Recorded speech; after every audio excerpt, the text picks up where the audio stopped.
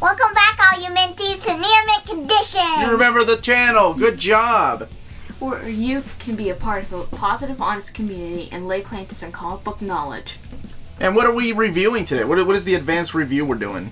Today we're reviewing Fantastic Five. All right. Obviously, someone did not read what we're supposed to be reviewing. Wrote a fanfic. No, that doesn't happen until later. We're going to be doing an advanced review of the Mighty Marvel Masterworks Fantastic Four Volume 1. That's right. That kid read it. Stay tuned. Welcome back, all you Minties. Don't forget to hit like and subscribe. Okay, that's right. Don't forget that. Okay, that's good. That's good. Stop shaking. Oh my gosh, why did we give this kid chocolate before we started doing this? I didn't get chocolate. I got cheese crackers. Okay. So today we have the pleasure of doing an advanced overview and review of the Mighty Marvel Masterworks Fantastic Four Volume 1. This particular collection collects the first 10 issues of Fantastic Four. Yep. So we get a lot of classic characters in here, a lot of first introductions. This is regarded as the beginning of the Marvel age for a lot of people. Well, I guess that kind of makes sense as published by Marvel. But it's the beginning of the superheroes of the 60s. If not for Fantastic Four, we wouldn't have Spider-Man and Captain America, the Avengers, X-Men. So because these books sold so well, that's why we have all these wonderful Marvel characters, and everybody's able to see these movies Like on the big screen. Four. Like who? Like Wolverine and I don't know guy. Okay. Yeah, that guy. Oh, this is gonna be fun. All right, so let's talk about this. We're gonna let the girls carry this particular review, but we all have read it, and I've reread it I don't know how many times, but this is the classic Stan Lee and Jack Kirby stuff. So, Lydia, why don't you take the lead? What was the introduction to these characters? Like, what happens? How did Their origin story. Their origin, if you will. Basically, like, they're trying to go into space, but they get hit by radiation. Like, the four classic characters, you know. Reed, Sue, Ben, and Johnny. Johnny and Sue are brother and sister, and Reed and Sue, I'm pretty sure, are fiancés or married. Not yet. Not yet. Not yet. They're not married yet. Yep, and Ben's by himself. Yeah. Poor Ben. Did you just laugh at Ben? I don't think she's a... Did you just go, ah-ha? Have you not read This Man, This Monster yet? Anyway, that doesn't happen until later. Yeah, and like... So basically they get hit by radiation, and that's how they get their powers. Reed becomes Mr. Fantastic. What can he do? He can stretch out like really far. I can't do that because I'm normal. Okay. And not special enough. No, you're special, just you don't have any powers. Okay, Alicia? And like, yeah, great job, Alicia. And like, so basically he can stretch all of his body, kind of like make it fly, whatever he really wants to with his body. Sue becomes the invisible girl. What can she do? She can just turn invisible. She doesn't, like, because of that, she doesn't really fight. Like, she does save them a couple of times, but we'll get most there. of the time, we'll it's get there. just not What fighting. about Johnny? What happens to Johnny? He becomes the Human Torch. He can light himself on fire. Okay. And what about... Who's the last member of the Fantastic Four? The Thing. Okay. The Thing. And what happens to the Thing? What kind of powers does the Thing have? He turns into rock. Now, can he turn back into Ben Grimm, or is he stuck being a stone man? Yeah, he's stuck being a stone man. Okay. Because sometimes he randomly turns back into Well, not really Ben. randomly. It's more for reasons like the first time he gets hit by radiation again, and for a couple minutes, well, not really a couple minutes, but like about a minute, he becomes human again. But after that, he turns back. Yeah, and then one time Reed created something. I don't know if this is spoilers or not, but he made something that made the Thing turn back into Ben Grimm, but only when it's placed on him. But it only worked one time because he accidentally broke it, and then it only turned him back into for a minute. For 1 minute. Now, I think when you say spoilers, these stories were written in 1961. That was long before you all were born. That was way before Mommy was born, and that was way, way, way, way before Poppy was born. So it's okay to talk about some of these spoilers. You know, Why just say? I don't know. Who's keeping count? How young I am. All right. So, the Fantastic Four. With superheroes, there comes supervillains. In the first issue, the first origin issue, who appears for the first time as the Menace to fight the Fantastic Four? The Mole Man and his. The Mall Man? Like he goes to the mall? Yeah, he goes to the mall and gets some stuff from the mall. Okay. He becomes like the best fashionista anybody has ever seen. He got a lot of Gucci stuff. What? How do you know what Gucci that? is? Jeez. Anyway, all right. Mole Man. He shows up with who? Like, what kind of creatures live with him? Where's he from? Underground. Like a mole. Like a job. Bingo. Like these like creatures that he has with him. Like, I'm not really sure how to describe them. They're big, giant monsters. Yeah, basically. This big. Jack Kirby was a bigger big than fan this. of giant monsters, almost like kaiju. Like he was a huge fan of giant monsters. But you also get the first appearance here of the Skrulls, which play a huge part in the whole Marvel universe. Yep. You get the first or the return of a certain Golden Age character in a really interesting way, where they find this homeless guy. And Johnny Storm's like, hey, I like going around shaving homeless people with my fire. Oh, it's Namor, everybody! He's back! Spoilers. What? Why'd you yell at me? Spoilers. I think we've established the fact that these stories were written in 1961. And then we get the first appearance of probably one of the biggest villains in the Marvel Universe. Submariner. No, Yes, the not Submariner. the Submariner. Submariner. like That's my Submariner favorite. That sounds like something I would order at Subway. Anyways. That's my favorite villain. No, he's not. Okay, yes, he is a villain at this time. Well- Doctor who, Melanie? Dr. Doom. Doom. I was gonna say this is the easiest review I've ever done. Yeah, you're just I haven't had standing to there say- looking Hey, and nodding. Well, they're talking. You keep talking. I sorry. don't have anything. No, what I else? can get word in edgewise. wait. My turn to talk. Everybody be quiet. Okay, so. Oh, wow. This worked. I like it. I enjoyed reading this with Alicia. I will say that this definitely is for kid eyes in this digest format. The dialogue is small, and because we read it together, I couldn't hold it very close. And I was like, what does that say? And there's a lot It's- of dialogue, too. Yeah. Yes, it's like I said, very dialogue heavy. And Alicia, you didn't like when they said what during the story? I didn't like when they said I didn't like that they knew what was gonna happen. Like, well, not really what was gonna happen, but what was the thing was doing. Well, So the example was when they were fighting the puppet master. They were fighting the puppet master, and what was the character? It was like, it seems like he's controlling blah blah blah. Like they just automatically knew what was going on. Yeah. That's the part you didn't like. And I thought it was enjoyable to teach you some words, but also some old-timey phrases that I have marked here. Let's see. You marked the books? Yeah, I dog-eared it. right there. What? There we go. With the thing, actually all these examples are the thing. He says to, what was that dude? That little The dude on the master planet? Yeah. Of Planet X? Yeah, something that tricked the Fantastic Four to come in there. Reed says, we've all got to think. And the thing says, think, my eye, let's get that walking hunk of tin. Right? Nobody says whatever they're disagreeing with. My eye. Well, not anymore, but back in the days. Right. that So Alicia, was confused on that. And then he said, what kind of meat did he say that you were confused on? Mincemeat. You're like, what's mincemeat? Oh, when he's talking about pummeling somebody into mincemeat? Yeah. What were you going to say, baby? I know what that means. Oh, well, good for you. I mean, he says things like, I'm through being a patsy for you two grandstanders.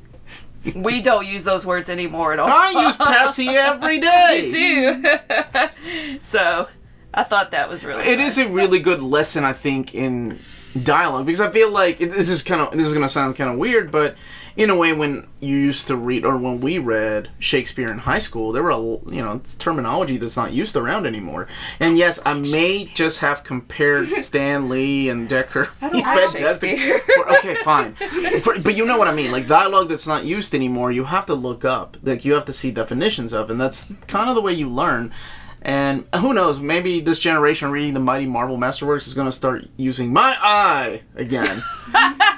I will interject, though, that Shakespeare was meant to be watched, and then you would understand a lot from context clues what in the world these words are. That's what comics are. And then with this one, that's what I was going to say. See, that's why I don't like Shakespeare. We're not watching it. This, you can figure it out from the pictures. Your turn.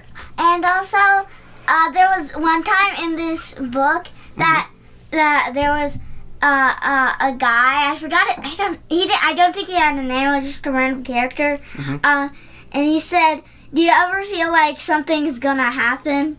Oh, yeah, I remember that. We thought it was hilarious. Oh, and that the capital bolded letters at the beginning of each narration box, or at the dialogue bubble, we were, it was italicized. We were like, oh, we got to emphasize it. So then we had fun saying, like, if it was what, but the W was bolded and italicized. It was like, we were like, duh! Now, Alicia, No, it was W. wasn't there a character with your name in this Yeah! book? Now, who is she? She's blind and her name is Alicia, like me. Yeah, and she was the puppet master's daughter. That's right. I And like that story. And she's also who's she kind of coupled with? The thing. The Thing. That's right. The Thing. Yeah, why don't we let Lydia explain? I think it's. So what did you think of that with Alicia? It was probably Alicia, but we're gonna say Alicia with Alicia and the So I Thing. can feel better. But yeah, I thought it was okay. I think they had a good dynamic, I guess. Is it a good lesson though about inner beauty, and that's what counts? Yeah, I'm pretty sure, like, even if Alicia could actually see what the Thing looks like, she could feel his face, like, understand, he probably doesn't, like, if she could see, he probably doesn't look like a normal human, but, like, she didn't really care. So, yeah, like... She liked it better when he turned back to the rock face, because she touched it. She's like, oh, you're back. Yep. Yeah. And there was an awesome, I think for the first time in the Silver Age, a big team up in this book between supervillains. She only saw superheroes teaming up for the most part. And who were the two supervillains that teamed up? Do you remember? Submariner and Dr. Doom, but they didn't really team up. Oh my gosh, are you correcting me like your mother? And also, This is every day. in one issue, they broke the fourth wall because basically what happened was that there was Stan Lee and Jack Kirby, and then Dr. Doom came into their thing. Their Workspace? Yeah. What? And I forgot what they said. They said stuff and blah blah blah. But they broke the fourth wall. And also, Mr. Fantastic went there too. Good job, Okay. Alicia. So I think. Go ahead. I was going to say, why don't we give Lydia a turn? And how did you feel about Sue Storm? You were mentioning that earlier. I wish it was a little bit more useful. I mean, like, she does end up saving... A little bit more useful? Yeah, like, she does end up saving the day sometimes, like, without fighting. But I think it'd also be a little bit more useful if she could actually fight. Like, she can fight, obviously, but we never really see her fight because her powers are turning invisible. Like, she doesn't have a power to actually attack, like, the Thing, Mr. Fantastic, and... Defense! Yeah. And also, like... She doesn't really use it even as defense at first. Like, she's learning Well, I mean, yeah, to use. defense And it's, is honestly, there is a lot of character Yeah, growth can with she this. do her shield yet? No, I don't think so. The Her invisible shield. shield. No, yeah, no. So But, like, Force field, bubble, Yeah. shield. yeah, and Something. like, and also sometimes, like, she gets captured, especially by the Submariner. And the puppet And master. Dr. Doom. And Okay, guys. Listen. they have to go save her. Listen. Again. She becomes awesome later. Like, she becomes the center of the Fantastic Four, like the heart of the Fantastic Four. Oh, okay. Without Sue, this family would fall apart. Kind of Okay. like without me. Let's take a look. Without me. Okay, yeah, fine. And without Molly. Okay. And without Lydia. Yeah. All right. Yeah, we're all. Let's take a look at the artwork and the build of the book, and then come back and give it a final rating. Yeah. So, what we're looking at here are the two covers of the Mighty Marvel Masterworks Fantastic Four Volume 1. You have the standard edition cover that is available everywhere. Then you have the direct market cover, which is only available at your local comic book shop and cheapgraphicnovels.com, in-stock trades, dime breed collectors, organic price books, Tales of Wonder. The spines are different, including the pictures at the bottom. And you have Mighty Marvel Masterworks, Fantastic Four, and then Mighty Marvel Masterworks here for the standard edition Fantastic Four. Even the backs are different. Because for the direct market, you have this gold logo. For the standard edition, you have volume 1 right here, whereas the volume number here is usually kept in the gold box back. This is a limited print run. Girls, which one do you like better? Which cover did you all like better? I like the original. Good choice. I You like just the original. Wow, you all like just the made a bunch of old people happy. Also, But Michael Cho's artwork is solid on what's this. that? It's like, Well, that is something she'll be eventually able to do. it And looks like a stick. here's one thing. My daughter really read this. Like, she...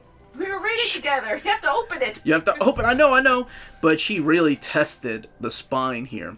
So you can kind of see a crease. I mean, that's why these books are kind of geared towards kids. Both of them retailing for $15.99. Let's look at the artwork here, because what we're looking at is... Here, let's put this one over here. Okay. What we're looking at here is the classic Jack Kirby art style. And he's still developing this The art thing. during this time. You'll see the differences from... Four. Even in Reed Richards' face, from issue 1 all the way to issue 10. There's a big difference, but this is the way the artwork looks.